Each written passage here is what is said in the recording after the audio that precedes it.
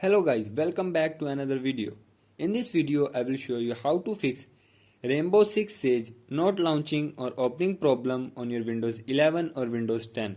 So to fix this issue, follow every step as I am showing in this video. And do not forget to subscribe this channel and also press the bell icon for the latest upcoming videos. Hope so this will fix your problem and help you a lot.